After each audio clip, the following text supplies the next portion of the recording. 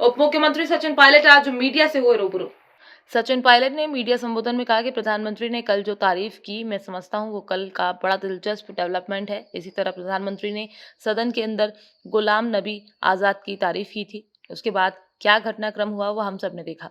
इसे इतना लाइटली नहीं लेना चाहिए। आगे पायलट ने कहा कि 3 लोगों को नोटिस दिए गए हैं। नोटिस के बाद ये जानकारी में आया है कि जवाब दिए गए हैं। हमारी पार्टी अनुशासित है। इस पार्टी में हम सबके लिए नियम कायदे बराबर हैं। नोटिस पर भी शीघ्र निर्णय लिए जाना चाहिए। कानून अनुशासन सब पर लागू होता है। खड़गे जी ने पदभार संभाला है। ऐसा तो नहीं हो सकता कि अनुशासनहीनता मानी गई हो और उस पर निर्णय नहीं लिया जाए।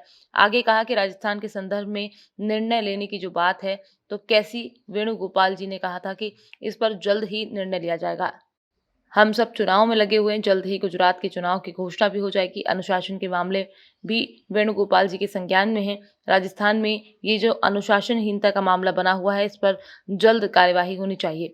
पायलट ने कहा कि किस किस को पद पर बैठाना है, क्या जिम्मेदारी देनी है, इसका निर्णय भी एआईसीसी लेगी।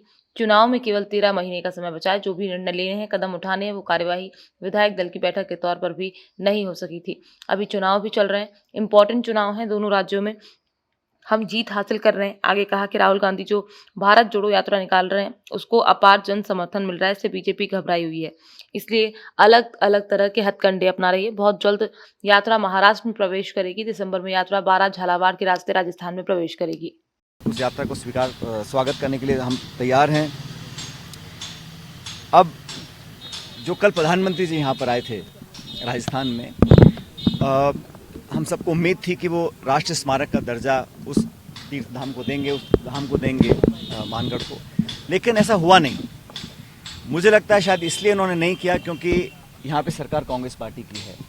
बहुत उम्मीद लोगों को थी और हम सब चाहते थे, हमारी सरकार ने कई बार केंद्र सरकार को आग्रह भी किया कि इस धाम को एक राष्ट्रीय स्मारक के नाम पर उसको प्रचलित करना चाहिए, उसको डेवलप करना चाहिए। ऐसा हुआ नहीं। और ना ही प्रधानमंत्री जी ने ईआरसीपी के बारे में दोबारा कहा।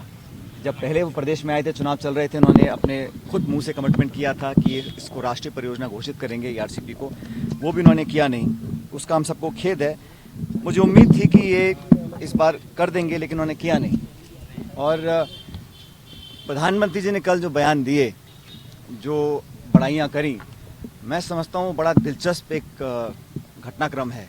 क्योंकि इसी प्रकार प्रधानमंत्री जी ने सदन के अंदर गुलाम नबी आज़ाद साहब की बड़ाइयाँ करी थी और उसके बाद क्या घटनाक्रम पैदा हुआ हम सब ने देखा है। तो बड़ा इंटरेस्टिंग डेवलपमेंट था कल का, जो प्रधानमंत्री जी ने सोते ही बड़ाइयाँ करी हैं। इसको बड़ा मैं इंटरेस्टिंग मानता हूँ और इतना लाइटली नहीं लेना चाहिए।